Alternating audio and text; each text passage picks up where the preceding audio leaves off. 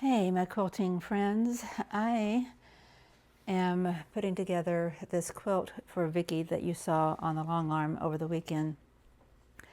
Trying to figure out how to fold it because it's not square. It is 80 inches by 90 inches if I remember correctly.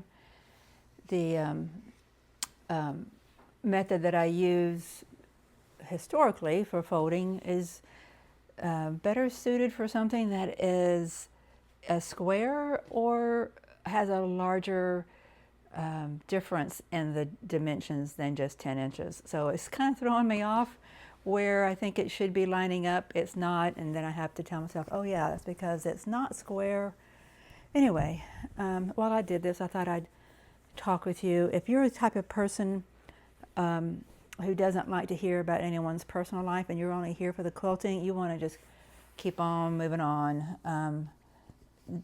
Just go ahead and start watching something else, because this is all going to be not about the quilt itself, but in a way I think there's some analogy between quilting and patchwork and seeing a project through that correlates to my health / medical life. I've definitely been patching myself together neurologically for the past way too long. I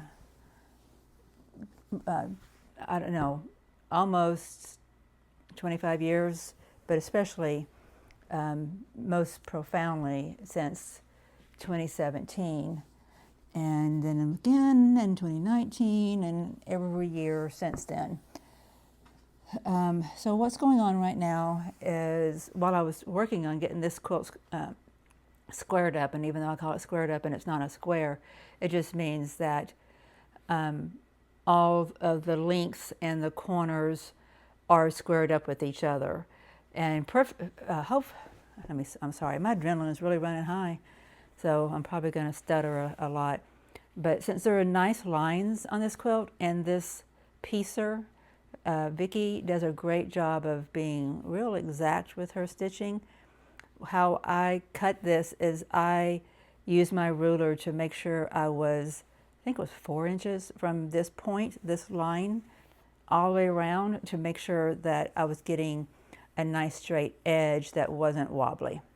So that's really nice when you've got something on the inside of the quilt that you can reference. I forget where I was before I got sidetracked on that. I think I was making the analogy between piecing, patchwork, and what I've been doing for my health the past long while here and where I am currently. Since I made a video for you, there's one video I did not show this weekend because I didn't really feel like anybody would care to see it. So some of what I'm going to reference now may be new news to you, and I think it's not, because I think I may have shared it in that video. But I heard back from one of my doctors today, another one yesterday, and another one the day before. So I've got some updates. The picture of what's in front of me is beginning to come together, and that's helpful.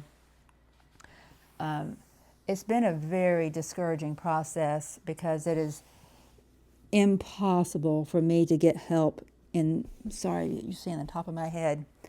It's impossible for me to get help in my city.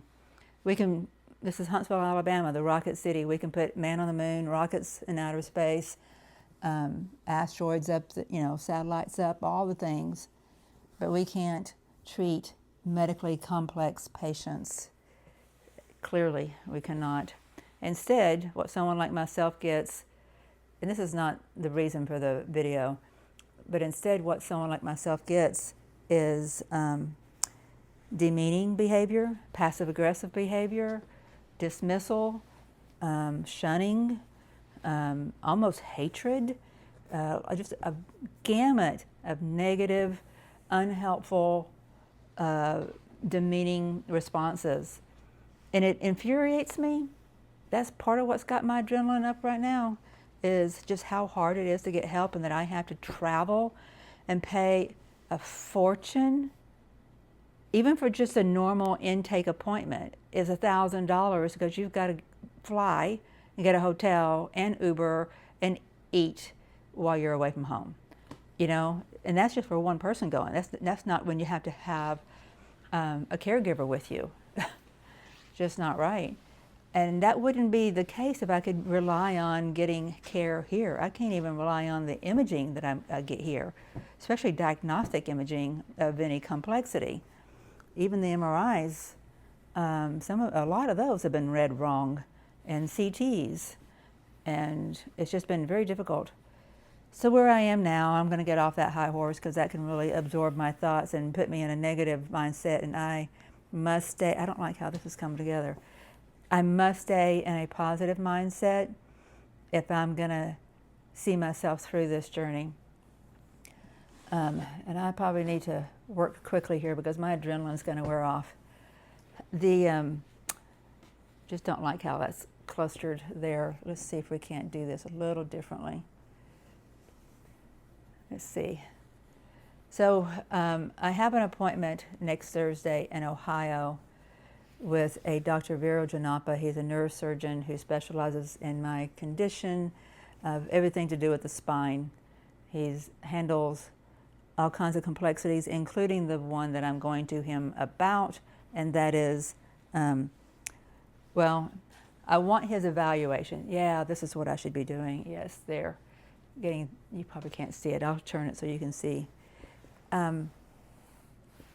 I need his evaluation of a spinal fluid leak, and I'm 1,000% confident that's what's going on. It's taken 11 months to get to this level of confidence because it wasn't on my radar. My symptoms are really similar to when my cord was tethered before, but although the pain was as great, some of the symptoms were less, so it was a little confusing. And I have had some healing. From June on, I had some healing, so I'm as functional as I am today because of the healing that's happened. But anyway, my point was, it looked like a tethered spinal cord, because the symptoms were just like what I've had before, just slight variances. But it wasn't. Finding that out was not easy. So then I had to go back to the drawing board to figure out who to go to, who to talk to, what imaging to get, because there's not a doctor who leans in to say, this is what you need to have done. That just doesn't happen. When you're dealing with multiple rare conditions, you just don't get the support that people imagine that you get.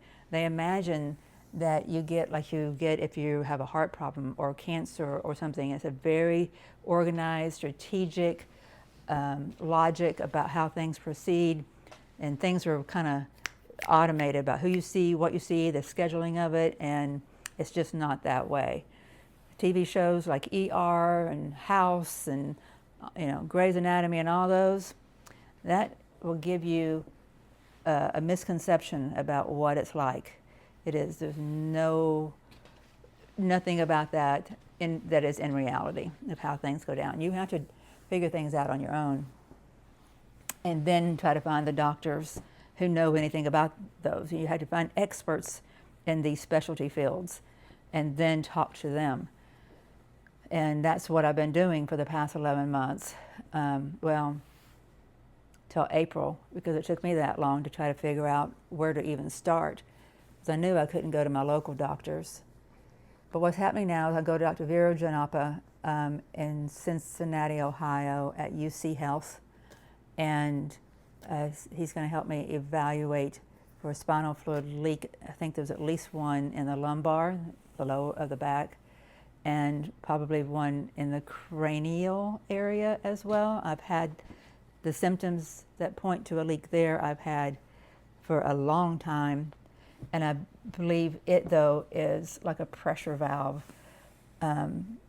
for the high pressure that builds up when the hole at the bottom of the spinal canal is trying to heal. So the two are working against each other. I love how this worked out, but it's very oblong, and I don't have a box shaped like that. But it's going to be too thick. Is it too thick for me to do like that? Look at that. Would you be upset if your quilt was that folded? I may have to look in my box I've got some boxes that I've just put in the garage. I will see if any of those fit that. The other thing to do is fold it. That's too small of a amount. So anything else I can do this way?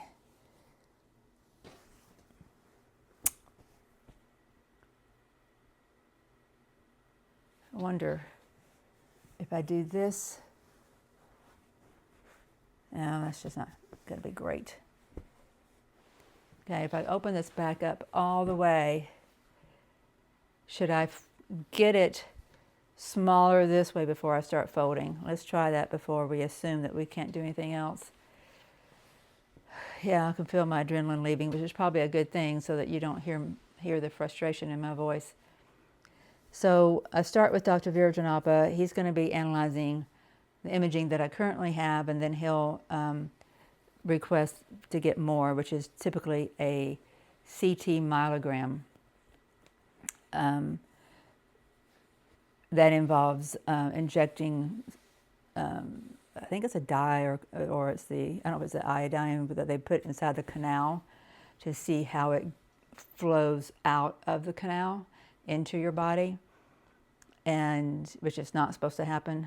And next, when I get back from that appointment, the following Wednesday, I will have a full spine MRI. And I don't know if that's lying on my belly or lying flat. I don't know. I feel like the last time I had that, they wanted me to lie on my belly, which I can't do because I can't turn my head. But I think we figured out a way to accommodate that. Like a lot of pillows and bracing and stuff. I don't know, I've had so much imaging in my life, it kind of runs together, you know. I'm going to do that. One of the reasons why you do these angles when you're folding a quilt is so that it doesn't get folded the exact same way each time.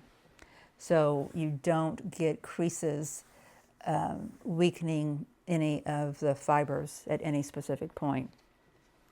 Okay, so that's not looking too bad here.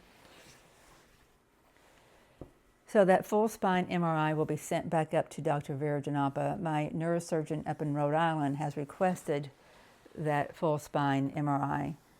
This has been something that's been in the works since July, but you have to wait for people to get back from vacations. You have to wait for them to fit you into their schedule because you're not a technical appointment on their schedule, and they're very busy people because they are in the category of the world's best.